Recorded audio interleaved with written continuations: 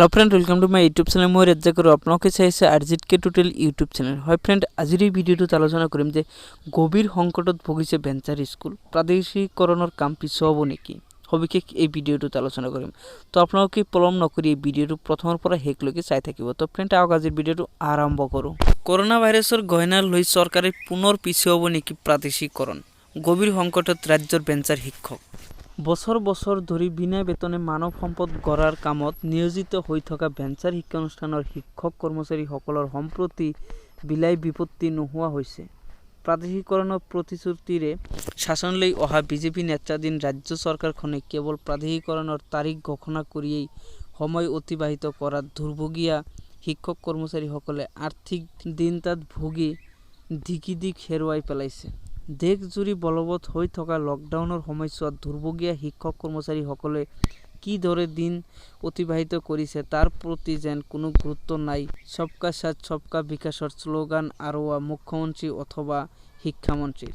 অসম শিক্ষক কৰ্মচাৰী ঐক্য মঞ্চৰ কাৰ্যকৰী সভাপতি সবেত ভুৱা আৰু বৰপেটা জিলা শিক্ষক কৰ্মচাৰী ঐক্য মঞ্চৰ যুটীয়া সম্পাদক পুলেন্দ্ৰ দাসে বিজ্ঞপ্তি যোগে জনায় যে সৰ্বানন্দ সোণোৱাল নেতৃত্বাধীন চৰকাৰখনে ৰাজ্যত বিজেপি নেতৃত্বাধীন চৰকাৰ হলে ভেঞ্চাৰ শিক্ষানুষ্ঠান প্ৰাধিকৰণৰ প্ৰতিশ্ৰুতি দিছিল। কিন্তু চৰকাৰ গঠন 4 বছৰ উপক্ৰম হ'বৰ হ'ল যদিও আজিলৈ এখনো শিক্ষানুষ্ঠান প্ৰাধিকৰণ কৰিবলৈ সক্ষম নহল। এইখন চৰকাৰে বিগত 3 বছৰে চৰকাৰখনে কেৱল প্ৰাধিকৰণৰ তাৰিখ ঘোষণা কৰিয়েই সময় পাৰ কৰিছে যদিও বাস্তৱত এখনো শিক্ষানুষ্ঠান প্ৰাধিকৰণ নহল বুলি বিজ্ঞপ্তিত তেওঁলোকে উল্লেখ কৰে।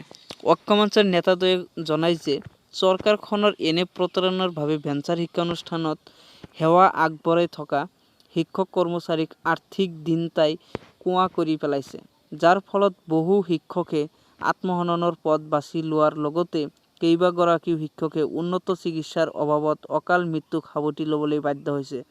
একেদৰে বহু শিক্ষক কৰ্মচাৰীয়ে দৰমহাৰ মুখ নেদেখাকৈ অৱসৰ গ্ৰহণ কৰাৰ লগতে আন একাংশই অৱসৰ ক্ষণ গণি থকা বুলি নেতাদ্বয়ে বিজ্ঞপ্তিত উল্লেখ কৰে।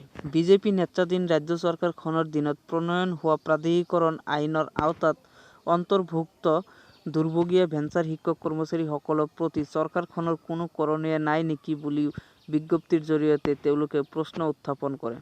লকডাউনৰ সময়ছোৱাত 25-30 বছৰলৈকে বিনা বেতনে মানৱ সম্পদ গঢ় দিয়া শিক্ষকসকলৰ খবৰ ল'বলৈ গণতান্ত্ৰিক চৰকাৰখনে প্ৰয়োজন বোধ নকৰাটো দুৰ্ভাগ্যজনক বুলিও নেতাদ্বয়ে উল্লেখ কৰে। পূৰ্বৰ চৰকাৰৰ দিনত পাই থকা আৰ্থিক সকাহখিনিও বৰ্তমান চৰকাৰে বিগত 4 বছৰে বন্ধ কৰি দিয়াৰ ফলত বছৰ বছৰ ধৰি বিনা বেতনে সেৱা আগবঢ়াই অহা দুৰ্ভগীয়া শিক্ষক কৰ্মচাৰীসকল তীব্ৰ আৰ্থিক সংকটত ভুগিছে বুলি উল্লেখ কৰি তেওঁলোকে কয় যে ভেঞ্চাৰ শিক্ষানুষ্ঠানৰ শিক্ষক কৰ্মচাৰীসকলক চৰকাৰখনে সদায় অৱজ্ঞা কৰি অহা বাবেই বিগত সময়ত NRCৰ অজুহাতত প্ৰাধিকৰণৰ কাম সম্পন্ন কৰিব পৰা নাছিল বুলি চৰকাৰে জনাইছিল।